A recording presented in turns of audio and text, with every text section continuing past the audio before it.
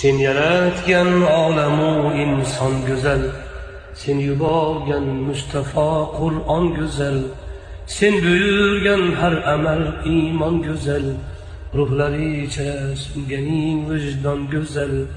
Bu go'zalliklar jamolingdan sening, har ishing har so'zu ahkoming buyuk, ham jazoing hamda inoming buyuk.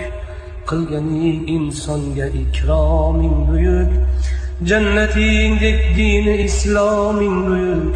Bu buyukliklar jalolingdan sening.